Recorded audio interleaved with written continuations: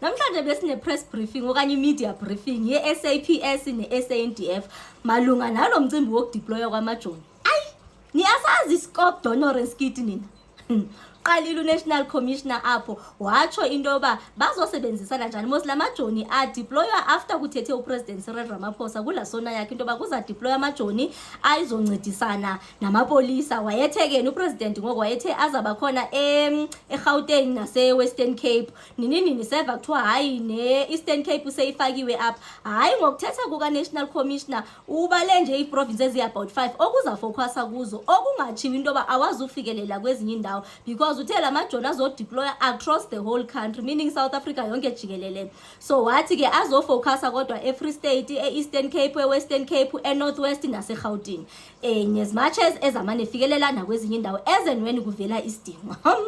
Wacela uNational Commission yoba ucela nje into yoba abazali bake bazama ukuqoqosha abantwana babo bangathi abantwana abano 13 years apha babhizi bayimigila mkhuba nayo mabaqoqosha abazali mabadlala indima yabo nabo. Kwakhona ke nalapho ke besisho khona into yoba because lamajoni is about 2000 amajoni azodeploywa and ixesha I think deploy for about 13 months or so, which is 1 year and 1 month I could say sharp. So ithi ke ngokulendo amajoni azokwenza edlale iphindima amapolisa azodlala iphindima. So bebezama nje ukusicacisela into yoba bazosebenzisana njani bengaqali ke phofu ukusebenzisana kodwa siyaqala ukubabona behleli kanje beyi2 kanye babona behleli kanje beyi2 kufika nengqondweni yini nirhalela nje baba benzeni. Hayi mina ngiyahalela nje kuba impukane okanye kuba inyosi ndike ndithi nje ndifika ndithi mina South Africa zithi njoba senidibanisa amakhanda kanje zithi zicela nje bani bese niqoqoshela nje omnye umcimbi nje bese ubacalanye nje same time.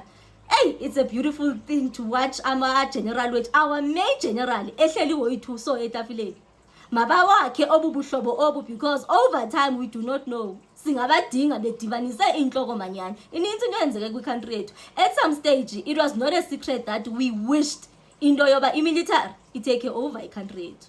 Hayi ke lapho general wasemajonini uthi yena akazange ucingana nabantu apha. Uthi yena ongenasibhamu esisemthethweni akasiboni isidingo waye umuntu obemele abenesibhamu engekho semthethweni yena uzodila nabo athi nje they going to be there full force by fire by force bazokhombhatha icrime bona bazangokucengana nento yoba ubani uthini in as much as bengene amalungelo okwenza ezinye zezinto abangazuzenza umcimbi wokwenza kumele zenziwe ngamapolisa but nje ukuforsa hayi into bazoyenza futhi bona and abacenga ngakuthandwa nakuthenjwa. Umona nendlela kathetha ngayo ba lo lijoni ndivele ndabaleka ndayofuna ijacket yami abaninzi abamane bendibuza bandayithe ngaphi le jacket. Hayi ukuthi ke phofu umoya wami bendisacasukele nje kancinci nje ngisathe xa nsithi ndithi kanti imithandazo yalenziwa apha eKZN ngoba hey ibhizi KZN nje nayo ngemithandazo engasile nini ne-spokesperson sika Minister Senzo Mchunu sike sathetha apha sisithi hayi uRed ubuyela kwi-duties zakhe zaze-ANC uRed nofo uba aphindele abuyele kuyikomite ezokanye ku-ad hoc committee nomadlanga commission. Bafethu masicile ngenye indlela.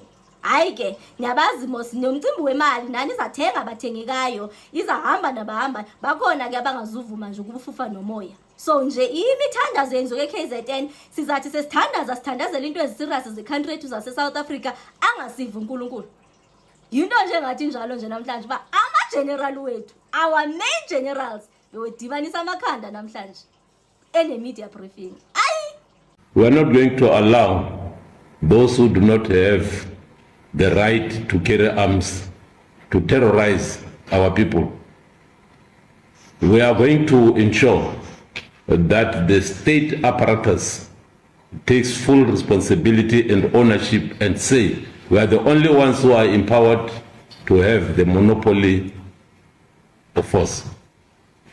And we'll carry those arms, and if you challenge us, we will show those criminal elements that this is the state and ensuring that we are going to enforce by any means the law of order. Thank you.